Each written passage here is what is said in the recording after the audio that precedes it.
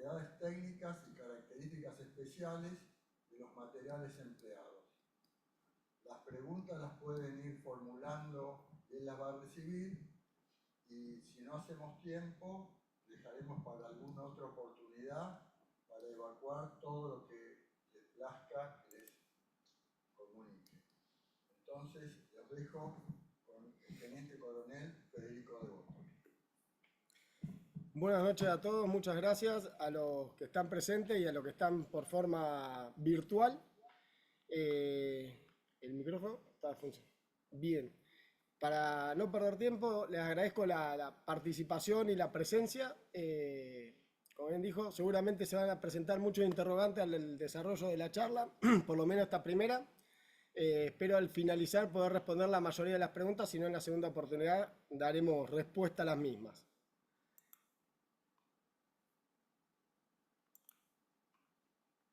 Ahí pasó. Bien, para arrancar armé un temario para mantener una línea de correlación de cómo fue evolucionando este desafío. Como introducción, plantear lo que es la Antártida, la encomienda que recibimos de estos 3 laboratorios, los actores participantes que llevaron a que sea factible.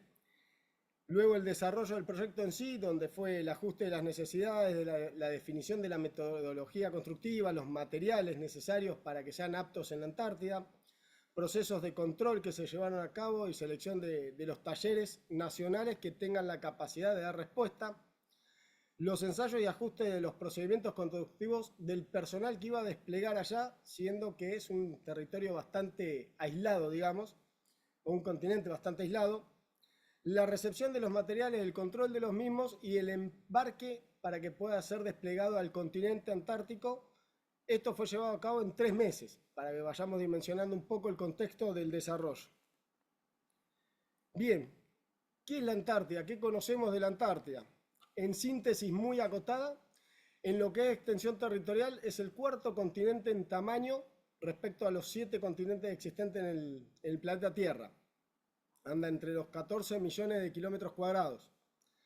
Es el desierto blanco, totalmente inhóspito, con condiciones climáticas totalmente adversas, desde fuertes vientos que afectan las estructuras que uno proyecta construir, temperaturas extremadamente bajas, estamos hablando de temperaturas en el verano en el orden de los -5 grados centígrados, promedio, puede haber temperaturas positivas de 8, pero son los menos días, a -15, -18, -20 grados centígrados, dependiendo a medida que nos vamos acercando más al corazón de la Antártida o al polo. En lo que es el invierno tenemos ya temperaturas que rondan el promedio de los -30 grados centígrados en lo que es península antártica. Lo que hace vientos fuertes, como puse ahí, la característica más particular de la Antártida y que afecta a las estructuras en las líneas costeras son los vientos catabáticos. Quizás lo habrán escuchado, son vientos que llegan a una intensidad de 300 kilómetros por hora en ráfagas, lo cual las estructuras fueron proyectadas con esa condición para que pueda ser emplazado hoy en las bases que ya vamos a ver más adelante y a futuro se puedan replicar en las otras bases que tiene la Argentina históricamente en la Antártida. Cambio climático que estamos sufriendo, esto afecta no solo a las condiciones meteorológicas que se toman de parámetro para los diseños, sino también al estado del suelo, que viene del punto siguiente, el estado del permafrost. Si bien uno en la facultad, en la formación como ingeniero lo ve, no lo profundizamos porque no es un desafío a sortear en la hora de proyectar las obras. Tenemos en la Argentina en alta montaña y normalmente lo sufren las mineras que sortean con otros recursos o instalándolo un poco más abajo en altura. Lo que es en la Antártida, todo está afectado por el permafrost. Entonces fue un desafío y es un desafío permanente en toda la obra edilicia que se proyecta allá, sujetarla, cómo contemplar el permafrost que con la condición meteorológica está descendiendo y por ende exige de que uno vaya a buscar la fundación en mayor profundidad. La distancia que conlleva con los otros continentes a la hora de hacer el traspase de material al continente blanco o cualquier otro imprevisto que tenga que solventar o salvar, dificulta muchísimo las distancias y la facilidad de conexión que tenemos desde América o cualquier otro continente de Antártida, lo cual dificulta a cualquier nación su despliegue y su condición de permanencia en la Antártida en cualquier base. escasos modos de logística y altamente condicionados. No solo es disponer los buques y los aviones, que son los únicos dos modos de conexión con la Antártida, sino también juega mucho las condiciones meteorológicas para que permitan ser empleados y concretar el cruce del continente antártico o la evacuación ante cualquier necesidad. El disponer allá de un material ante la necesidad porque nos faltó puede llegar a demorar hasta un mes y medio, en el mejor de los casos, que me llegue esa necesidad para dar continuidad al proyecto. Y lo que tiene sobre todas las cosas es el conocimiento de ingeniería incipiente que está en pleno y constante desarrollo por cualquier nación. Ahí a modo de ejemplo tenemos lo que es las distancias, fíjense, de América y tomando de los extremos continentales 1000 kilómetros de cercanía, hacia lo que es África 3600 kilómetros, lo que es Oceanía, tanto Nueva Zelanda como Australia, estamos hablando del orden de los 2200, 2250 kilómetros, Tasmania y Nueva Zelanda. Bien, ya dando un contexto antártico, entramos a lo que es en sí la encomienda, que fueron 3 laboratorios científicos, mismas características, hacer un prototipo, un modelo, desarrollar su ingeniería para ser instalados en 3 bases. Se tomó una tipología de arquitectura que ya tenía el Comando Antártico. Este proyecto surge, me estaban faltando los actores, este proyecto surge de una propuesta del ex Ministerio de Ciencia y Tecnología, que disponía de un fondo para impulsar la ciencia a nivel nacional, y le ofrece al Instituto Antártico, a la Dirección Nacional del Antártico, que dependen de Cancillería, un aporte de dinero para impulsar la ciencia en la Antártida, y quería aportar a lo que era la actividad científica en la Antártida. La logística y el soporte de mantenimiento de las bases lo lleva el Ministerio de Defensa a través del Comando Conjunto Antártico. Es decir, que este proyecto vinculó ex Ministerio de Ciencia y Tecnología por un lado, el Ministerio de Defensa por el otro, Cancillería, y lo que hace al gobernador de Islas Malvinas e Isla del Atlántico Sur, que es una autoridad nacional aparte, digamos. Dependiente de Cancillería, vinculado, pero son los distintos entes estatales que fueron parte para que esto se pudiera concretar y llevar adelante. A raíz de lo que tenía de base el Comando Antártico, de una arquitectura, de un proyecto para montar una nueva casa o una nueva edificación en la Antártida, se tomó esa edificación, esa arquitectura, se investigó sobre otras construcciones en la Antártida de última generación, estamos hablando 10, 15 años para atrás, donde tenemos como ejemplo la base Ferraz de Brasil. Por ahí la recuerdan, que fue una obra que la ejecutó a través de una licitación internacional, la ejecutó China, en un año, llave en mano, e hizo toda una base nueva, con esta tecnología doble pared de material con muros sándwich, espesor de pared de 25 centímetros al exterior, de 150 al interior. Tenemos lo que es la base india, también vean los aspectos de que ya la estructura es elevada, con doble muro. La India tiene contenedores adentro, hicieron toda la cáscara, toda la estructura de soporte, montaron los contenedores y aceleraron la construcción de la edificación. Tenemos la alemana, tenemos, si vamos a recorrer, la rusa, que está en un sector donde se registró la temperatura más baja con equipos en la Antártida, de menos 63 grados centígrados. Y hay un montón más desarrollados en los últimos años por las grandes potencias o las que disponen de mucho presupuesto o recursos para poder llevar adelante esta tipología constructiva.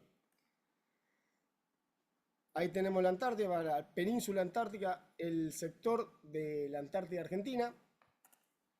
Ahí podemos ver las 3 bases donde estaba destinado el emplazamiento de estos laboratorios: base Orcadas, primera base Argentina, allá por 1904, donde Argentina inicia pone por primera vez su pie en la Antártida como nación y mantiene la presencia en forma ininterrumpida hasta el día de la fecha. El país con más bases en la Antártida, 13 bases. Base Esperanza, en el extremo norte de la península antártica. Base a Corolario, con colegio y con familia, con chicos en la base. Y base San Martín, un poco más al sur. ¿Perdón? Ahí ven las distancias tomadas en forma lineal desde Buenos Aires hasta cada una de las bases. Estamos hablando de no menos de 3.000 kilómetros de distancia. Esto vayamos teniéndolo en cuenta porque a la hora de liberar el material y el personal que tenía que desplegar para llevar a cabo la ejecución de la construcción, una vez que se iban, uno perdía, digamos, la posibilidad de mantener el apoyo logístico para salvar cualquier imprevisto que puedan tener. Es decir, que esos imprevistos teníamos que tenerlos de antemano calculados para que realmente el laboratorio, al fin de la campaña de verano, que era la exigencia, estuvieran montados y habilitados. El objeto de esto, las reuniones de tratativa de este crédito arrancaron por julio del 2022. Como todo crédito que se dé para un proyecto interministerial, lleva sus tiempos y cuando se habla de ciertos montos pasa por Tesoro Nacional que tiene que habilitar esa liberación de fondos para tal proyecto, tal fin. Eso empieza a cortar el plazo de ingeniería, adquisición de materiales, recepción de los materiales, porque hay muchos que fabricarlos, para que en febrero el laboratorio fuera inaugurado en la base Esperanza, que era el hito y la factibilidad de que las autoridades pudieran llegar y estar presentes en este desafío que se estaba empeñando la Argentina. Ahí tenemos luego de sendas reuniones con la gente, los científicos del Instituto Antártico, que eran los usuarios, los beneficiarios, dependientes de Cancillería, para ajustar esta arquitectura que era la cáscara, pero en el interior había que ajustar las necesidades. Se definieron 3 laboratorios. Es laboratorio sucio, seco y húmedo, con las especificaciones en mobiliario y en espacio físico, acorde a las tareas que hacen los científicos y tienen que estar separados para no contaminar en las distintas tareas que ellos llevan adelante las muestras tanto de animal y de vegetales que llevan todas las campañas de verano en forma ininterrumpida también. Sector de baños y un sector de cocinita como para calentarse un café, un mate, un té, porque como costumbre en la Antártida las bases buscan que el comedor y los lugares de espacio de relajación estén y sean lugares de compartir con la poca población que hay. Son grupos humanos reducidos y lo que se busca es tener el contacto con el grupo humano para estar al tanto cuando hay alguno que tiene algún problema personal o algo así, poderlo sostener socialmente, grupalmente. El factor humano en la Antártida es algo primario y crítico, porque recuerden que son mucho tiempo aislado de la familia, aislado de poder solucionar algún problema acá en la ciudad, cuando la familia quedó acá y él está a más de 3.000 kilómetros de distancia sin tener la posibilidad de subirse a un avión y pegar la vuelta ante algún imprevisto. Se hicieron los renders para ya empezar a ajustar este proyecto, empezar a encontrar aspectos críticos que se debían de atender y dar solución para no perder tiempo después durante la ejecución de fabricación de los materiales. Se definieron los materiales críticos, que era la estructura metálica, la panelería, las aberturas. Una vez que uno lanza el inicio de obra en la Antártida, no se frena hasta terminarlo, porque si cambia la meteorología, puede cambiar en 4 horas, 6 horas, y vienen los tormentas que pueden durar una semana, lo que no está agarrado o está con posibilidad de que sea embolsado, lo arranca. Sencillamente lo arranca. Lo arranca y uno lo puede encontrar a 500 metros en adelante. He visto chapas que quedaron medio agarradas y que pasan lomas de montículos de suelo a 800 metros hecho un pañuelo. Es decir, ese material ya está perdido. No solo que hay que limpiarlo para mantener el saneamiento de la Antártida en condiciones de cuidado del medio ambiente, sino que además perdí un material que no sé si tengo repuesto. Vean un aspecto de lo que mencioné antes y por ahí no se consideró, la doble pared, ya en lo que era el render se empezó a considerar para ver ciertas particulares de ingeniería a resolver, desde el encuentro de las aberturas con la panelería y la estructura metálica, los encuentros de las puertas de acceso. Ahí tenemos un corte vertical donde se ve el sector a cubrir por el espacio de operativo, un entrepiso inferior donde estaba proyectado o se estaba proyectando emplazar todo lo que eran los servicios y una cámara superior que era para la ventilación forzada y también generar toda esa burbuja intermedia de aire que se pensó para esa doble pared generar una cámara de aire buscando una temperatura estándar de 0 a 3 grados positivos, buscando la eficiencia energética.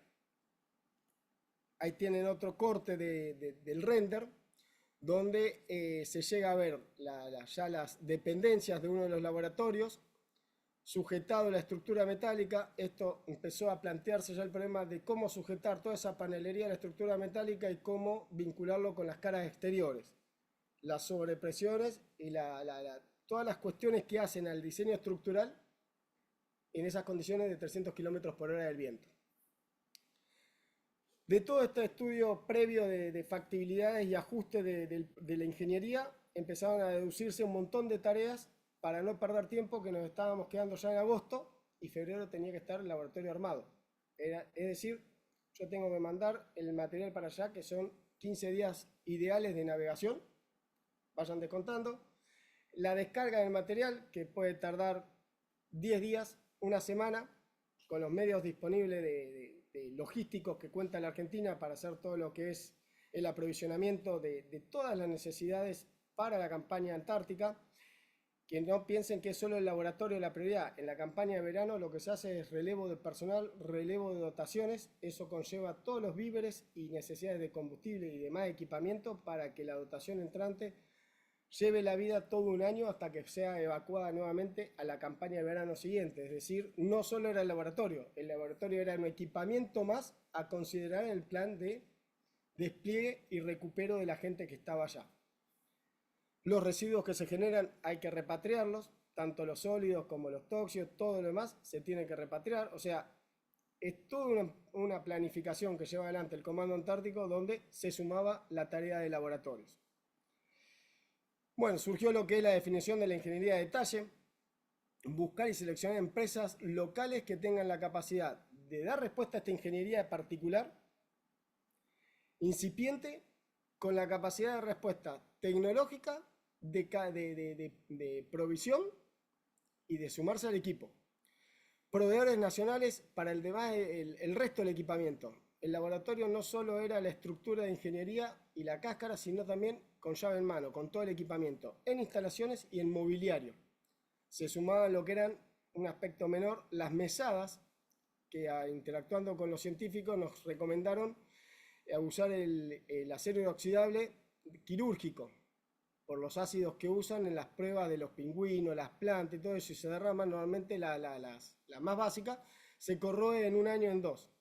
Se dio contemplación, se estudió eso, había que fabricar, eran 9 mesadas por laboratorio, pero eran 3 laboratorios.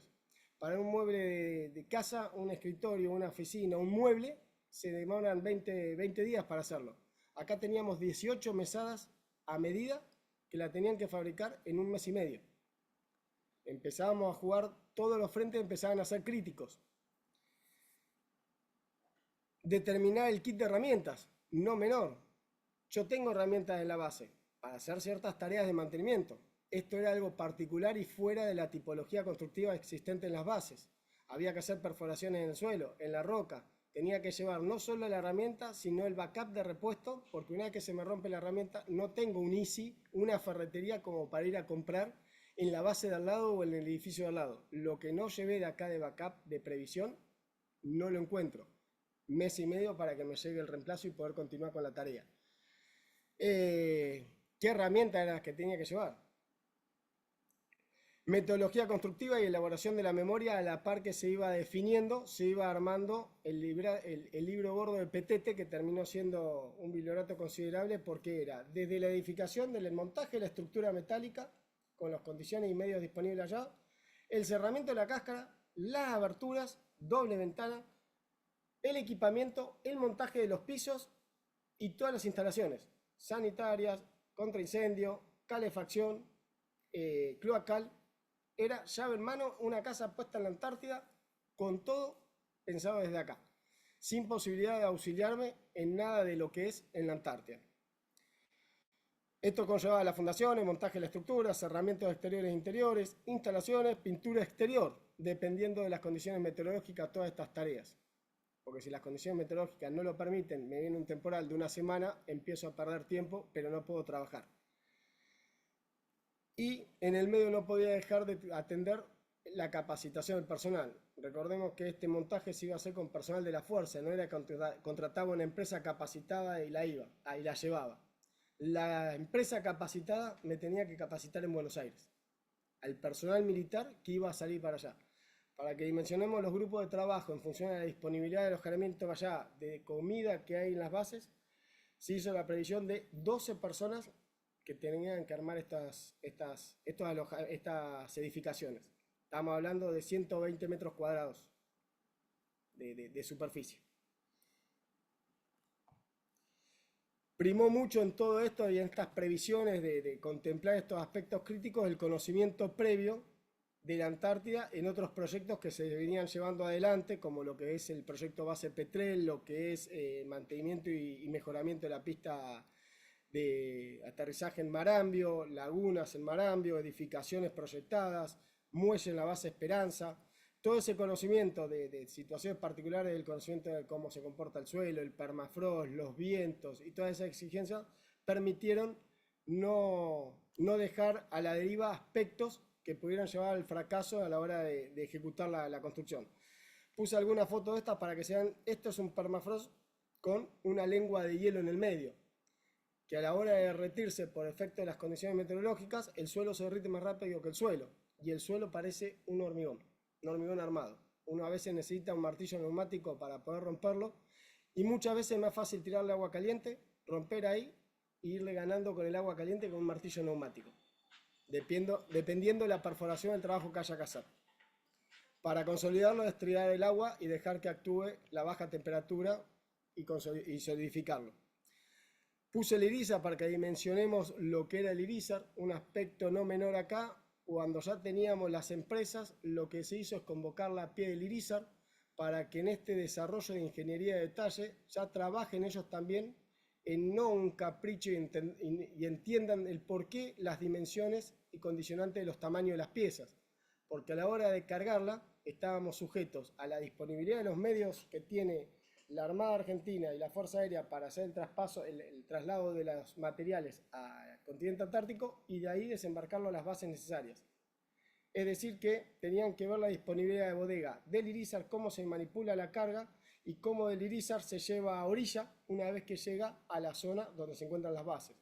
Entonces eso las empresas lo tenían que ver y tomar dimensiones para cuando hagan los aportes y asesoramiento de ingeniería en algunas modificaciones, que fue un trabajo en equipo, ya piensen en la misma intención de condiciones de borde que estábamos trabajando nosotros. Ahí recorriendo una de las empresas y estábamos inspeccionando, ya acá tenía todo el acopio de la perfilería para la estructura previo a hacer la ingeniería de corte y ensamblaje. La estructura metálica, sigo un poquito, se fueron haciendo los renders, los cálculos por software especializados en lo que es los encuentros, los nudos. Era todo un Tetris. Había que ir y ensamblarlo allá. Entonces el detalle de ingeniería que demandaba esto para lo que era la empresa era alto, porque era de precisión. Era una empresa especializada en antenas de alta tensión y de comunicaciones en montaña, todo, y sin embargo en este proyecto digámosle en buen sentido, se subordinaron a entender y escuchar para encauzarse rápido en la intención, porque entendieron que el desafío en la Antártida no había margen de error. En la alta montaña y todo eso, bajo a la ciudad y puedo volver en 15 días como mucho y soluciono el problema. Acá, una vez que se fue, se pierde el año. Recién a la campaña siguiente puedo mandar el backup de lo que yo no preví en su momento. Toda la estructura metálica fue galvanizada, por ende había que hacer no solo la ingeniería, la producción de todos los perfiles, hacer la verificación de control, compatibilizarla con los paneles, compatibilizarla con las aberturas para hacer el cierre completo de la cáscara, dejar la cáscara hermética y galvanizarla. Eran todos tiempos que a su vez los proveedores de esta empresa tenían que hacer las coordinaciones y comprometerla a cumplir con los plazos. Ahí tenemos lo que fue el trabajo de proyecto de panelería, donde dentro de la disponibilidad del mercado no solo era comprar el panel, sino hacerle una ingeniería al panel sándwich, que se emplearon. Conocerán que hay el panel PIR y el panel PUR. Se adoptó por el panel PUR, que tiene mayor eficiencia energética, un buen comportamiento a lo que es cuestiones ignífugas, no propaga el fuego. En la Antártida uno de los factores críticos es el fuego, porque con los vientos que hay y la situación de que es todo cerrado, más la combustión, más lo que es la calefacción, ante algún cortocircuito, algún problema de inicio de fuego, sobran los casos en la Antártida que se pierde el edificio completo en poco tiempo. En todos los países ha pasado. Argentina, con toda la base que tiene, ha tenido varios de estos hechos desafortunados, pero no por negligencia del personal, sino propios que suceden. Acá suceden y uno se enfoca enseguida, allá no. Ahí tenemos una explicación más. Se buscó la cara exterior de 150 milímetros, que era el panel que teníamos disponible en el mercado y rápido. La ingeniería se empezó a trabajar con la empresa, donde había que hacer cortes y tratar de mantener esa capa de la primera piel externa de 150 milímetros en forma continua, con todas estas particularidades de encuentro de aberturas, sujeción hacia la estructura metálica. Se empezó a trabajar con la empresa de estructura metálica y de aberturas. Lo que son las aberturas se adoptó, ahí tenemos un corte donde se ve los 150 milímetros de la cáscara exterior, la cáscara interior de 100 milímetros, dando mayor eficiencia energética, pero no un derroche de aislamiento innecesario, y unos 50 milímetros del mismo material en lo que era la divisoria de los ambientes. Ahí tenemos lo que son las aberturas de PVC DBH. Estas habían sido probadas por Tecnoperfiles y las conocí en Marambio cuando las estuvieron probando e instalando. De ahí tomé la referencia. Nos ofrecían en su momento el DBH o el TBH, el doble vidrio hermético o el triple vidrio hermético. Se hicieron los cálculos de realmente cuánto era el beneficio en eficiencia energética. No era mucha el factor como para ir a algo que salía mucho más caro en las condiciones que se estaba dando toda la compatibilidad de la cáscara exterior. Así que se fue por el DBH, pero doble ventana. La cara exterior y la cara interior. Un corte que tenemos vertical.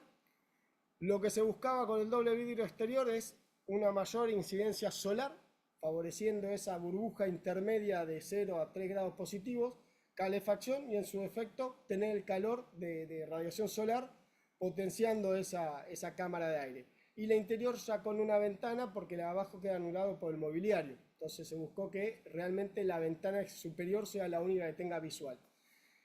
Particularidades sobre las aberturas.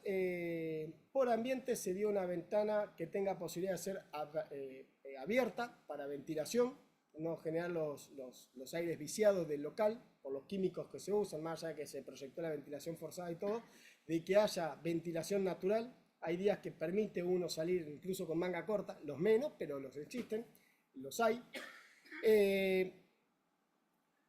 Un problema de los vientos catabáticos hacia las aberturas, hay que tener en consideración que del lado preponderante de los vientos estos catabáticos suelen soplar y todo lo que está en la superficie del terreno natural lo levanta y lo desplaza como si fuera un proyectil y suele romper todos los vidrios. Uno normalmente en la Antártida de ese lado se le suele poner maderas o protecciones. Cuando se vienen temporales, el servicio meteorológico anticipa que se vienen temporales de este tipo, se les protege ese lateral de los edificios para evitar la ruptura de las ventanas por estos, ya sea hielo consolidado o piedras, son proyectiles que impactan. Uno ve las chapas de ese lateral y están las muescas de los impactos de los materiales sueltos del terreno. Desafíos que es del conocimiento propio de antemano al proyecto, ¿no? Uno no lo consideraría ni siquiera acá en el sur, esas particularidades. Otra situación crítica fue lo que es las fundaciones. Yendo alineado a las exigencias actuales del Tratado Antártico, el cuidado del medio ambiente, una condición muy exigente para todos los países que están con bases en la Antártida. Esta metodología de fundación de bases simplemente arriostradas por varillas y un producto epoxi que se consultó con Fisher o con Sika, se evaluaron por las condiciones meteorológicas, las condiciones del frío del suelo, que no se congele cuando uno lo coloque, todas esas particularidades. Voy medio rápido porque es bastante la información y el tiempo agotado, pero si no se entiende algo levanten la mano y repito. lo que busca el impacto sobre el terreno era mínimo.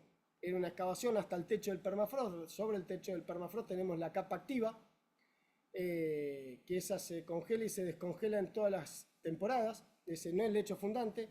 Lo que es el permafrost, y lo claro ahora con las fundaciones, está considerado por definición permafrost aquel suelo que está en estado congelado a una temperatura de menos 2 grados centígrados para abajo por no menos de un periodo de 2 años. Recién ahí se lo considera permafrost permanente, y en lo que hace a la ingeniería se lo considera lecho fundante. El problema que hay que considerar primero que el permafrost no es uniforme en todo lugar.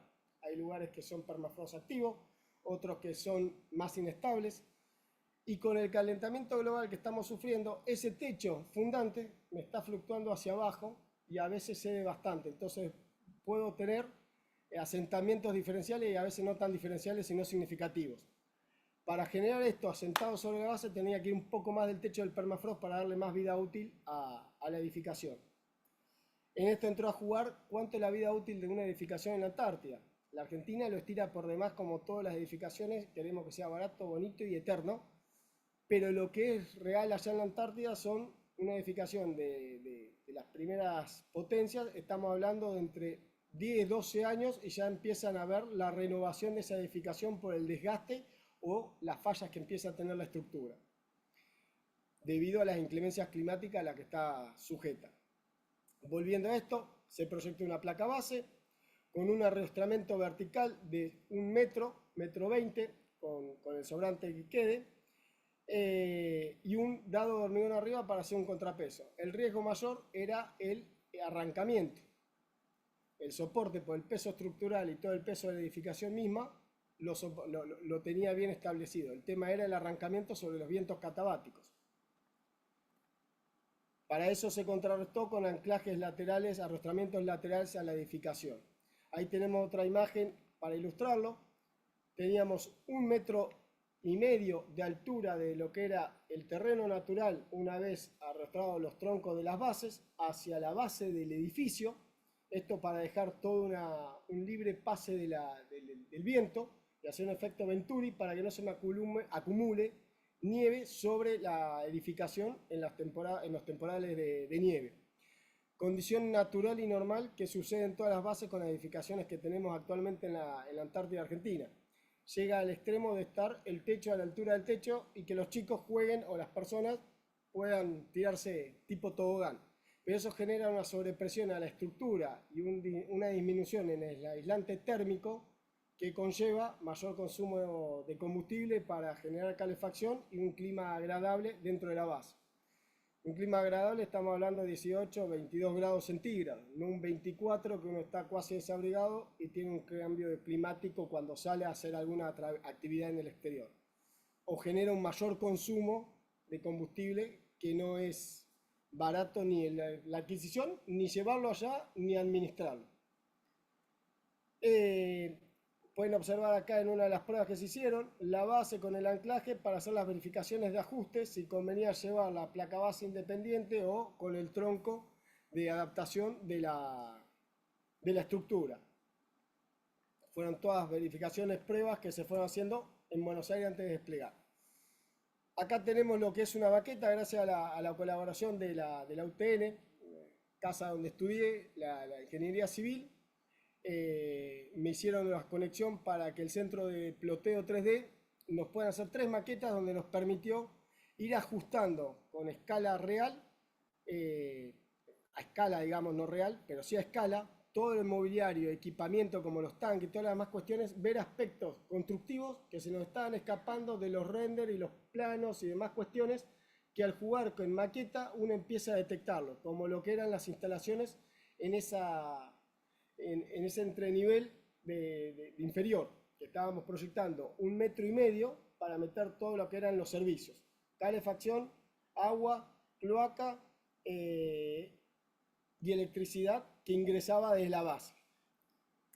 Ahí tenemos un corte transversal, ya con todo lo que era la instalación, la calefacción, nos basamos en lo que era la calefacción PEISA, que ya teníamos el antecedente, habíamos evaluado lo que montaron en la base Esperanza y dio buen resultado.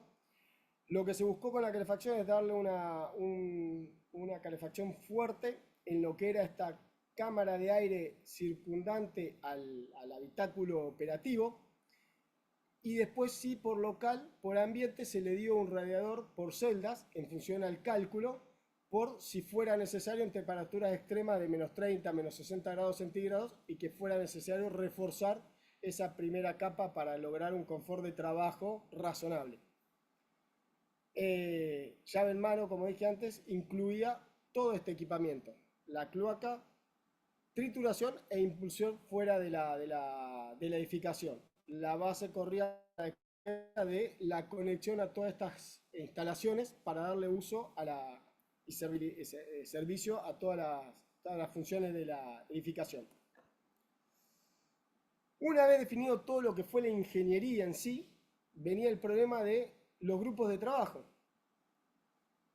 Estaban conformados, ahí se hizo una convocatoria de los 3 grupos de trabajo que ya se había seleccionado, donde del personal técnico que tenía en la oficina se seleccionó oficiales e ingenieros militares como jefe de cada equipo, ingenieros militares en ingeniería civil, un auxiliar suboficial formado técnicamente, que eran técnicos superiores en obras viales.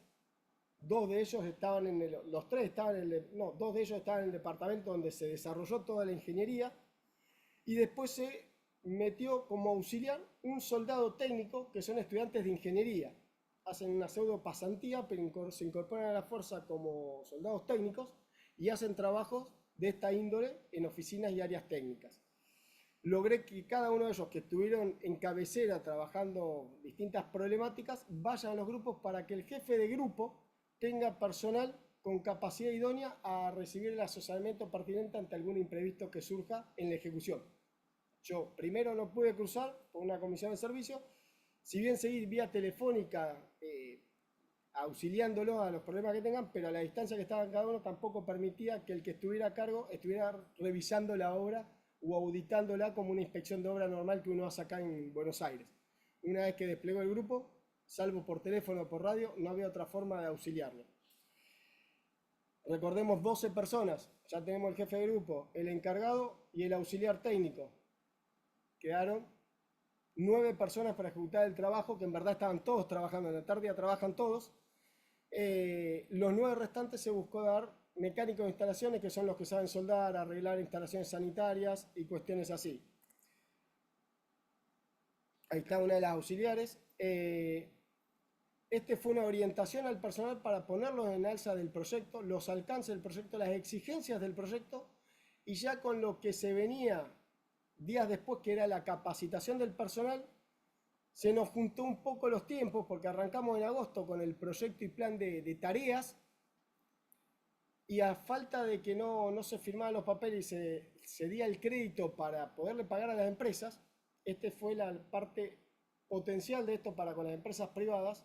Se pusieron la camiseta y empezaron a trabajar en la ingeniería previo a no tener ni siquiera el contrato firmado, porque para el contrato teníamos que tener los fondos disponibles. Los reuní previo a eso en el Irizar, vimos el Irizar, los reunimos previamente con ellos, se comprometieron a trabajar y así fue hasta los días sábados. Estuvieron trabajando, haciendo la ingeniería mañana, tarde y noche para ganarla al tiempo, cosa de cuando se pueda firmar el contrato y estén los fondos para comprar la materia prima, puedan salir con la ejecución de producción. Ya para septiembre, fines de septiembre, recién ahí pudimos tener los primeros materiales en Martelli y empezar con el montaje, capacitación del personal y a la par hacer la verificación de ingeniería y ajuste de cada una de las materiales más importantes. Vuelvo a estructura, panelería y aberturas. Acá teníamos que verificar todo lo que habíamos trabajado por varias, 2 o 3 semanas, en que realmente sea compatible y que pueda surgir imprevistos. Surgieron imprevistos, pero por suerte surgieron en Buenos Aires y no en la Antártida. Por ejemplo, el sistema de poleas para hacer el tensado de los arrastramientos del edificio. No lo habíamos considerado, no lo habíamos contemplado. Cuando surgió la prueba en esta situación, llevaban piezas especiales que no las teníamos. A través de la empresa y proveedores de las empresas, pero independiente, tuvimos que salir a pedir o hablar como para que se ajusten a los tiempos y nos den las prioridades dentro de los compromisos que ya tenían propios asumidos a esta necesidad que nos quedaba menos de un mes para zarpar el buque hacia la Antártida. Todas esas piezas tenían que salir galvanizadas. Estábamos yendo a la Antártida, si bien en un ambiente seco, pero con constante humedad, es decir, permanentemente nieve, precipitaciones constantemente en la humedad. Ahí tenemos la capacitación con la empresa, dando la asistencia en verificar que realmente todo lo diagramado en software, en planta, cuando se llegue a la ejecución, cerrara. Se dieron situaciones particulares interesantes de que armando una de esas cabreadas no cerraba en el extremo. Era lo que estaba pretendiendo seguir y gracias a Dios se dio porque permitió hacer un ajuste de todo el personal, chequeó la empresa y la gente cuando trabajó se equivocó de perfiles, parecían todos iguales pero no eran iguales y no eran simétricos, corrigieron y ensambló perfecto la punta. Sirvió para que a la costumbre que tenemos de cuando hay un problema uno ¿qué hace? Va a buscar la solución, pero ya no hay solución. Entonces adecuo lo que tengo para que cierre. Lo esfuerzo a que cierre. Eso iba a provocar de que no cerrara la obra, porque si no me cierra acá, lo puedo forzar en esta esquina, pero en la otra no me iba a cerrar. Estaba todo pensado muy al milímetro. Se permitió ajustar ahí, dar la recomendación de que ante cualquier incompatibilidad en el armado, antes de hacer perforación, corte y soldadura en el lugar, duden de lo que armaron y revisaran la memoria constructiva. Por lo cual volvía la pelota al departamento de ingeniería a revisar la memoria constructiva al detalle. No los puedo mandar algo que les estoy dando mal por izquierda. Entonces demandaba un esfuerzo doble con el mismo personal que iba a ser desplegado, pero que estaba trabajando en toda la documentación y en la evolución de la ingeniería. Porque habíamos resuelto hasta ahí la cáscara y la estructura en grande. Faltaban todas las instalaciones y detalles de fundamento y de aberturas. Acá se venían haciendo las verificaciones, montaje, teníamos como todo la exigencia de una auditoría, no solo de los que habían puesto que ahí venía a diario el arquitecto ahora a visitarnos, se sorprendía gracias a Dios, para bien, pero también las autoridades querían ir a ver realmente este monstruo que se estaba armando de 12 metros de altura.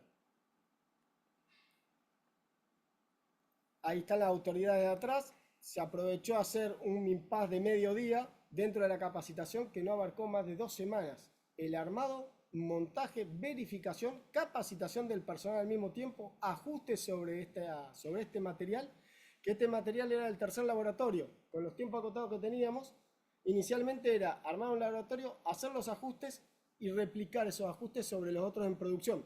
Cuando se acortó el tiempo, los otros se produjeron mientras estaba haciendo la verificación. Si surgía algo que sea menor, porque ya no había tiempo de hacer una modificación grande. Mientras estaba haciendo el galvanizado de esos dos, se verificó, gracias a Dios estaba todo bien, modificaciones menores de alguno que otro agujero, pero fue de inicio verificado por software y en planta con mucha precisión y mucha celosía. Esos dos laboratorios fueron los dos primeros que salieron. Este tercero salió en un segundo embarque hacia la Antártida en el cronograma de despliegue hacia las distintas bases. Recuerden que las bases no estaban cerquita. El despliegue era Esperanza, Orcadas, San Martín. El tercer laboratorio, que era este, iba a San Martín. Era parte de que no era mío, pero era mío como jefe de proyecto porque eran cuestiones que la tenía que contemplar a la hora de coordinar con las empresas y las prioridades que le ponía en los distintos materiales. Ahí tenemos otra capacitación donde el personal a esto, que las medidas de seguridad hay que evaluarlas, hay que verlas. Hay que considerar que a estas alturas se trabajaban con las condiciones meteorológicas ya. El frío, donde las manos se entumecen y pierden sensibilidad. Los guantes, el equipo de extremo frío, donde es un poquito más robusto. En altura haciendo equilibrio en malabares para ir abulonando todas estas piezas. Que se buscaba que sea todo arrostrado, pero era todo abulonado. Todos los perfiles no hay ninguno soldado. Tenían que ser piezas no más allá de 2 metros de largo para que entraran en el buque y se pueda hacer el trasvase a las bases desde el buque una vez llegado a la Antártida. Capacitaciones de cómo instalar y sellar los vidrios. No se podía llevar lo que era la ventana armada ya por los movimientos en el buque. Podía llegar a generar, por más de que se lo generara la trabazón en el estivaje, por experiencia de tecnoperfiles, cuando llegaba a Esperanza, algunos vidrios se desoldaron de la perfilería PVC. Entonces se recomendó por ellos de que se haga la capacitación del personal de sellado y se sellaran allá con el material en taller, en alguna edificación disponible en las bases. Entonces se capacitó el personal. Sobre esto y el poco personal que tenía, darle una herramienta más a la base, se instrumentó que en el momento de industrialización de cada una de las empresas, yo aportara 2 hombres de cada grupo en esas empresas. Esto yo le estaba dando al jefe de grupo 2 personas capacitadas en planta con el personal en la producción, en la ingeniería, en la fabricación, cómo se había ido haciendo la soldadura, el corte, el aburonado, la perforación, el corte de la panelería, el armado de la ventana, el sellado. ¿Qué estaba buscando con esto? Que en esos 12 hombres tengan 2 hombres con capacidad y contacto con la empresa en modo horizontal. Porque a veces cuando uno hace la comunicación con el dueño de la empresa, con el encargado, con el responsable, hasta que llega el especialista en sí, perdió 3 días o una semana. Y las respuestas allá en la Antártida son inmediatas, porque yo no puedo perder el tiempo por las condiciones meteorológicas. Cuando tengo buena meteorología, se trabaja a destajo. El descanso viene cuando viene la mala meteorología. Que no es por un ratito, es por una semana, 7 días. La primera vez que crucé la Antártida iba por 3 días. Estuvimos 21 días y pudimos salir 2 o 3 días de la base a ver el reconocimiento que nos habían enviado. Llegó el momento de recepción de los materiales. Ahí tenemos el depósito de la Antártida donde se empezaron a recibir la panelería, el equipamiento, el mobiliario, la parte de sanitarios. Se empezó a clasificar el material por laboratorio, por eso se ve lo que es el envoltorio celeste, lo que es el envoltorio negro, y allá atrás se llega a ver envoltorio transparente. Hasta luego, ingeniero, muchas gracias. El envoltorio transparente. Eso respondía a cada uno de los laboratorios para que sea fácilmente identificable para la carga y fácilmente identificable cuando se llega a la base, descargarlo. Para que se den una idea, la carga en el buque, que no es mi expertise, pero al estar en esta problemática uno va aprendiendo de la gente especializada, la carga se hace a la inversa de cómo se proyecta descargar una vez que se llega a la Antártida. Las bodegas del Irizar son 3 pisos de 2 metros de altura con Zampi o magnitud de pequeño porte, Zampi de pequeño porte, para hacer el movimiento de los pares o la carga que está ahí activada.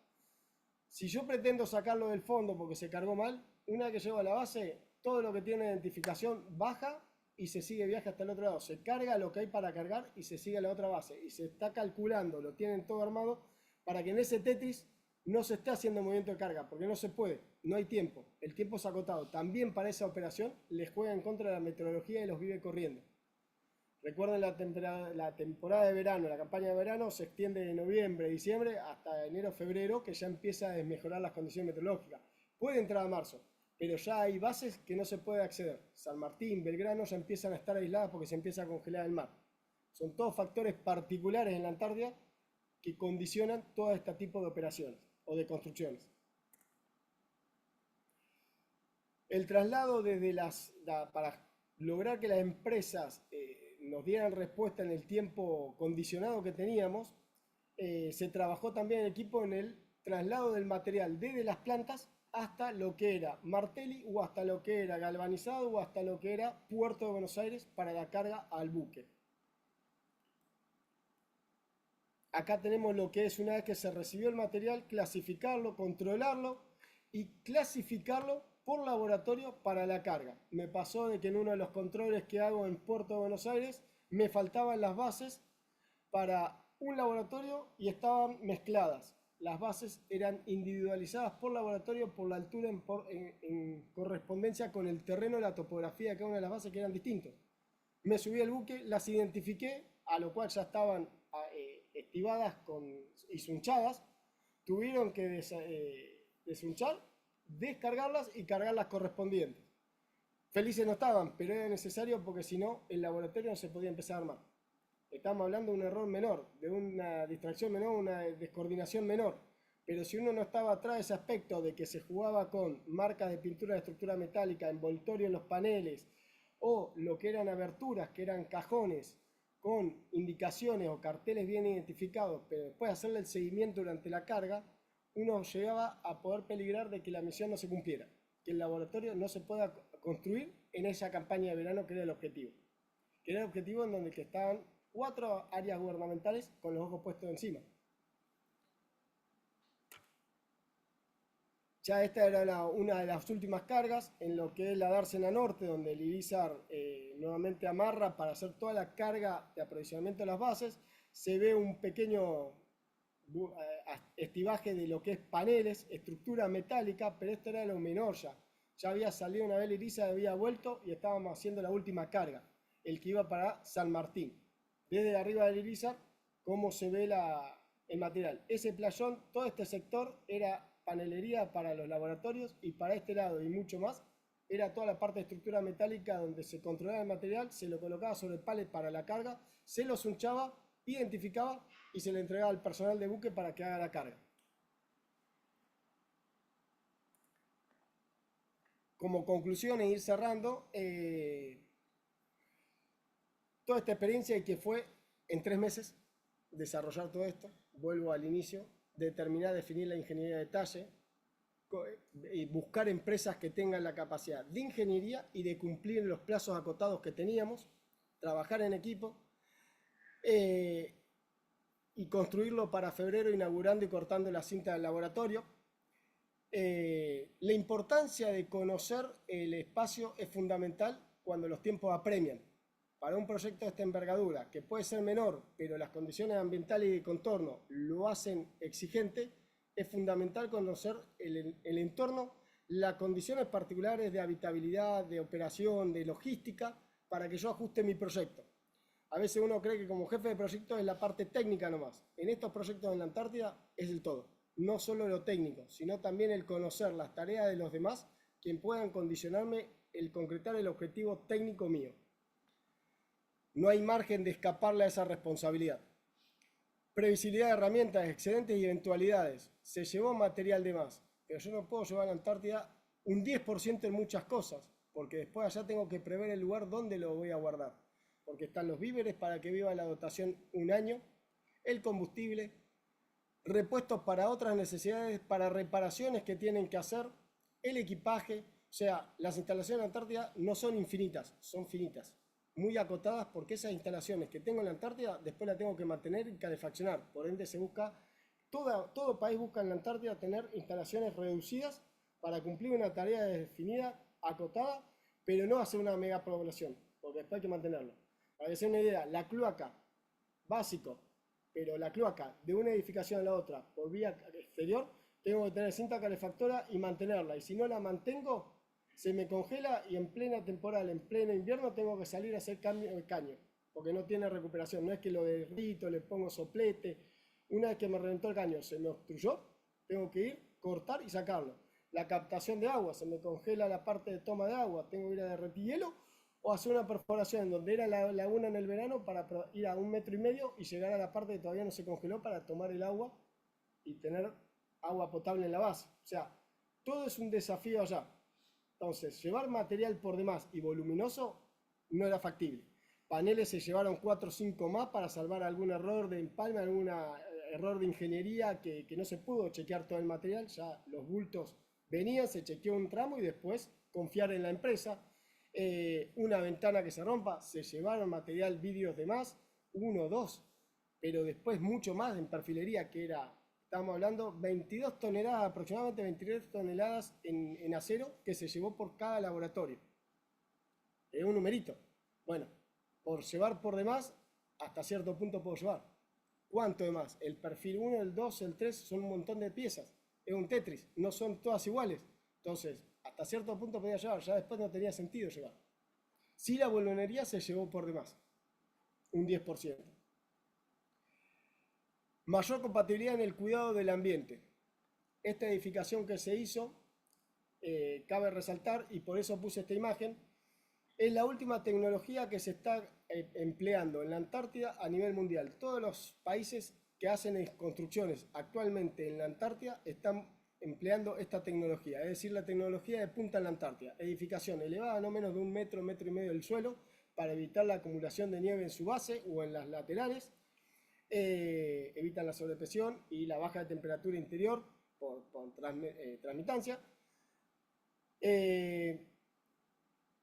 elevado, doble pared con panelería sándwich para mejor eficiencia energética, DBH, toda perfilería PVC o materiales similares que hay tecnología que todavía no hemos conocido. Cuando uno habla con otros, interactúa con otras naciones, ve que hay avances tecnológicos que todavía acá no llegaron y están en prueba, pero que lo están probando en la Antártida. Es decir, que esta ingeniería que se hizo en 3 meses responde a la tecnología de punta que se está empleando en la Antártida hoy en los otros países.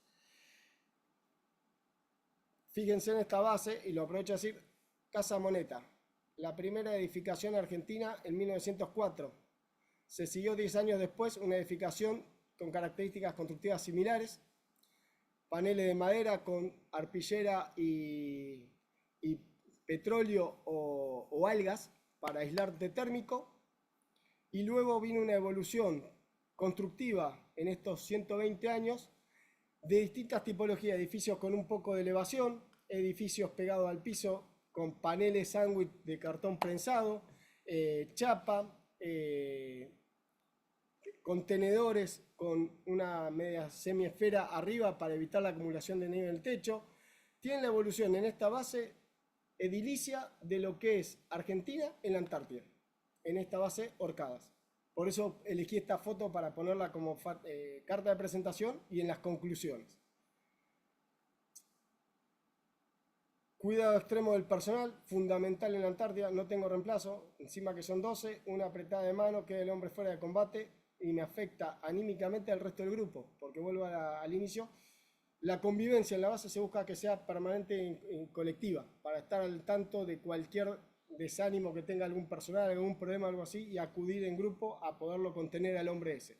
La contención de la persona es el grupo humano, no hay otro allá, no es que puede salir al centro de la peatonal o a tomarse un café a la esquina. Y allá surgen los problemas con la familia, personales, estados anímicos. Se busca que sea compartido en los momentos de ocio, de descanso, para que uno esté al tanto y poder acudir a la persona. Pero si un hombre queda fuera de combate, se desanima porque el resto está trabajando el no, empieza a trabajar la cabeza y empieza a contagiar ese mal humor en distintos factores. Las condiciones son extremas. Mayor eficiencia energética en esta edificación respecto a los antecedentes que se venían trabajando y construyendo en la Antártida. Cabe resaltar que hasta este momento la actividad científica se fue adaptando en instalaciones existentes en las bases para que puedan desarrollar su actividad. El primer edificio que se hace ajustado a la necesidad del comitente, del usuario, del científico. Se hizo para tal fin. Los que existen hasta el momento eran edificaciones anteriores que se fueron adecuando.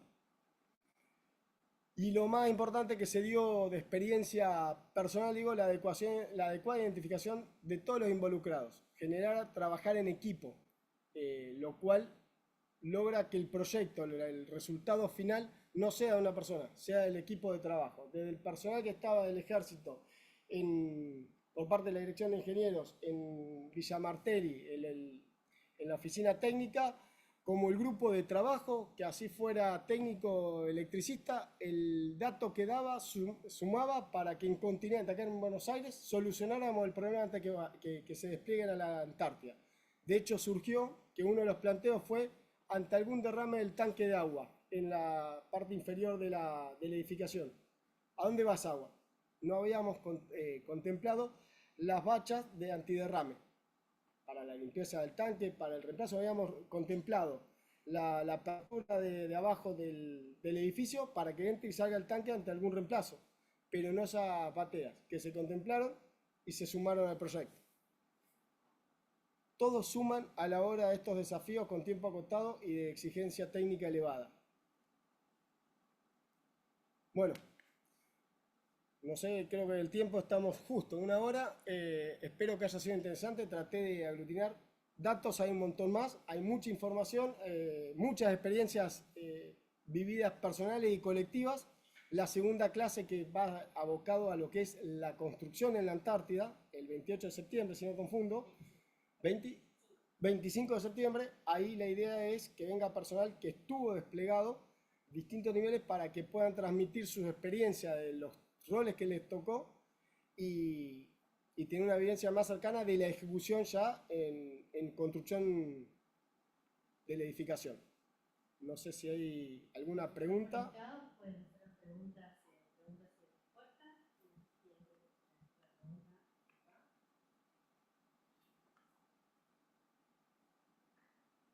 Sí. Las máquinas auxiliares, las máquinas guiables, las máquinas de montaje, las grúas, ¿cómo lo montaron? Se usaron Manitou, eso se va a ver más la clase que viene, los equipamientos, eso, y por ahí surgen más interrogantes. Se usaron Manitou, que en las bases hay, y sobre eso, a la altura de 12 metros, se trabajó como Tetris internamente. Se había proyectado hacer la estructura metálica y la cáscara exterior para después trabajar internamente al reparo y seguir más allá de las condiciones meteorológicas externas. Y adaptaciones que hicieron los jefes de grupo con buen criterio y conocimiento es el piso para poder trabajar con una seguridad, ganar altura y poder terminar de armar la parte del techo. Esos equipos estaban en las bases, no lo pude contemplar en el costo de la edificación, pero lo que hacía toda la maquinaria manual la tuve que contemplar con lo que es la perforación, las mechas largas para poder ir a 1,20 m, 1,50 m en el permafrost, que el permafrost es como una roca, es como una roca. Ahí tengo imágenes donde la retroexcavadora al querer excavar deja todo blanco y se va comiendo las uñas del balde. Realmente el permafrost, cuando uno se mete a trabajar con eso, es un desafío alto porque es realmente resistente. No sé si respondí la... Todo el equipamiento manual, ese sí fue por doble, por duplicado a cada base. Si necesitaba un taladro, por cada base, que eran 10 bases, son 10 bases, eran 6 agujeros. 6 agujeros. Era un desafío de 1,20 m la mecha, un trabajo de ir llevando la mecha derecha para que no se pegue. Cuando hicimos los ensayos en su momento, un invierno anterior, que encima fue en invierno, si uno no mantiene el taladro en funcionamiento cuando está haciendo la perforación y sacarlo, el mismo va como derritiendo la pared del permafrost. Cuando uno lo deja y tiene temperatura de -0, que en el verano se llega a esa temperatura, pero el suelo suele tenerla, se congela inmediatamente y le agarra la mecha. Uno tiene que tener la maña de no dejarla enfriar, por así decirlo. Uno cuando metió la mecha y la tiene que sacar, no dejarla como uno por ahí talar en la casa, se toma el tiempito y lo saca después. No, acá es, entra y sale. En circulación, en operación la mecha, porque si no, le agarra al suelo la mecha, con el riesgo de partirlo. Eso también creo, si no mal recuerdo, se previeron 3 mechas a ir por cada grupo, pese a que era una tarea puntual y después no se usaba más, y el costo de esas mechas no es poco, con su extensión y todo, se buscó backup como para que, en función al grupo de trabajo y la maña que le agarra el equipo, porque esa maña era sobre la marcha, no había forma de verificarlo acá, porque las condiciones en Buenos Aires, a donde lo quiera probar, no se las podía dar. Era suelo blando. Hay que trabajarlo en el permafrost, con el equipamiento, con el frío, coordinar para hacer esa maniobra en equilibrio y en altura y mantener la verticalidad de cómo irlo trabajando. Cuando hicimos nosotros y las recomendaciones que se le dio es trabajar primero mecha corta y después cambiar a la mecha larga para ganar altura y evitar hacer el equilibrio de entrada, que facilitaría la ruptura de mechas. La verdad que no me he preguntado, no les he preguntado si rompieron mechas o no, pero se tuvieron en cuenta esos aspectos también. A la experiencia que yo lo había ensayado para otras necesidades en Petrel un invierno anterior, con otra empresa. Respecto a ese detalle de la fundación, ¿cómo está el clasifográfico, zonificado, el terreno donde está la base Pedraza? La base Pedraza tiene mucha piedra partida. No encontraron el permafrost que se estimaba encontrar, ahí no tenía estudios de suelo, desgraciadamente. En las 3 bases, Horcada y San Martín, yo no las conozco, no pude cruzar nunca. Lo que es Esperanza crucé, el lugar que estaba proyectado el emplazamiento, cuando fueron allá hay cuestiones de conexión hacia los servicios de la base, lo desplazaron a otro lugar, lo cual se adaptó la ingeniería acá a un estudio que me hicieron de sondeo del emplazamiento de las bases para ajustar las alturas de los troncos. Pero después, cuando hicieron las perforaciones, tuvieron que trabajar a reforzar esa ausencia de permafrost, que se hizo un dado de hormigón abajo, que ya no era el hormigón proyectado para nivelar el asiento de la chapa base o placa base, sino que se le hizo un hormigón más grueso para reemplazar ese agarre, ese empotramiento, y se reforzó hormigón arriba para hacer el contrapeso. con el terreno natural, uniformándola en una superficie plana, facilitando este efecto Venturi, ¿no? Y respetando la condición de diseño. De hecho, esa es Esperanza. Esa imagen que está proyectada es Esperanza, que ahí se ve la nivelación que le hicieron debajo de las bases. Por encima, la inclinación del terreno era distinta a donde estaba proyectado. Tuvieron que trabajar más en algunas bases y menos en la otra, en la excavación, para llegar al terreno. Cuando estaban en el metro, me llamaron y me dijeron, ¿qué hacemos? Y bueno, ahí ajustamos a las condiciones que se estaba dando, porque si no perdíamos el efecto de separación de la edificación respecto al terreno natural. Perdíamos ese efecto de Venturi, lo cual iba a generar acumulación de nieve. El diseño estructural, que colabora acá el ingeniero, está bajo los condiciones de 300 kilómetros por hora. La estructura, como les dije inicialmente, está diseñada para resistir esfuerzos de 300 kilómetros por hora, que son los efectos de los vientos catabáticos, donde en Esperanza, en esta base, tienen registro de esas intensidades de vientos. Sismo, me parece el año pasado se dio un temblor y fue notorio porque no es común en este sector de la Antártida. Hay otros sectores de la Antártida que tienen réplica sísmica, digamos, pero acá no hay registro de algo que lo tenga. De hecho, el CIRSOC no contempla la Antártida. Cuando uno va a ver los efectos de verificación estructural para viento y todo eso, fue un gran problema que tuvimos porque me preguntaban qué parámetros tomamos. Tomamos esto, y lo fui fijando para que puedan hacer las verificaciones, porque el CIRSOC no los contempla. Bueno, le fui poniendo yo los condicionantes para parámetros. Como jefe de proyecto asumía la responsabilidad y lo fui definiendo yo. Sobre lo que era el conocimiento del CIRSOC, ajustándolo.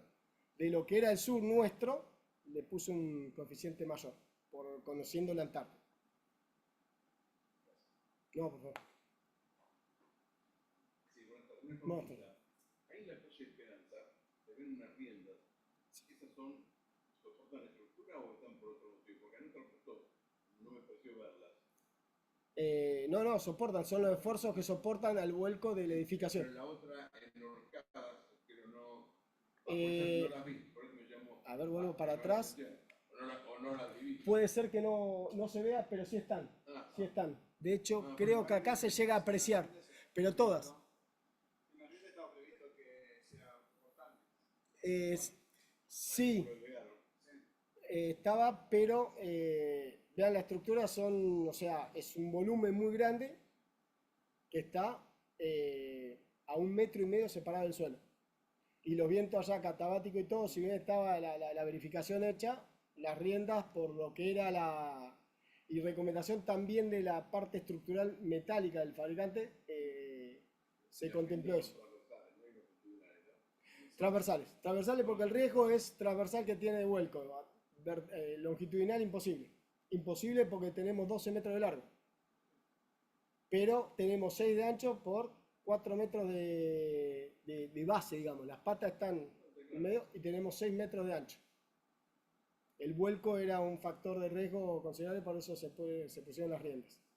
De una de las bases me llamaron avanzado el año y me preguntaron, porque fue San Martín que fue la que desplegó más tarde y la meteorología los obligó a que sean evacuados antes porque no estaban las condiciones de habitabilidad de la base para que hagan toda la invernada ya, ni tenían la instrucción para hacer la invernada. Era un grupo que no era antártico, fue para hacer esta actividad y volvía. El grupo de trabajo se le llama, que sale para la campaña de verano y vuelve. Parte de la obra la terminó haciendo la dotación y en esa me preguntó el jefe de base si era conveniente, necesario poner el arrastramiento o no, y le dije ingenierilmente sí, no lo quiere hacer, no lo haga, y la pusieron porque la verdad que es un factor de tranquilidad para lo que son el fenómeno de vientos catabáticos. Realmente uno está en la habitación y siente a veces que la pared le golpea la cama, uno duerme igual, pero cuando se acostumbra, pero es el fenómeno natural allá, digamos, en la Antártida. No, ¿por qué? Las preguntas yo acá no las llevo a... Hay dos felicitaciones. Ah, bien.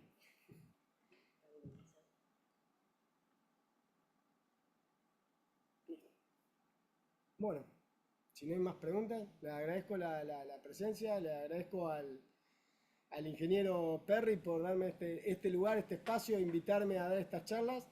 En nombre Le agradezco a usted también y al arquitecto Gaona, que fue el que nos hizo el vínculo y trajo la propuesta para que fuera conocido este desarrollo que hizo el ejército en apoyo a la actividad antártica y a la ciencia en la Antártida. Muchas gracias.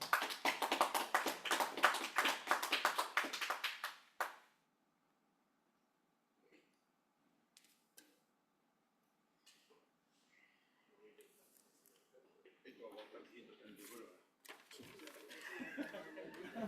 Y claro, cuando Te mandé por LinkedIn.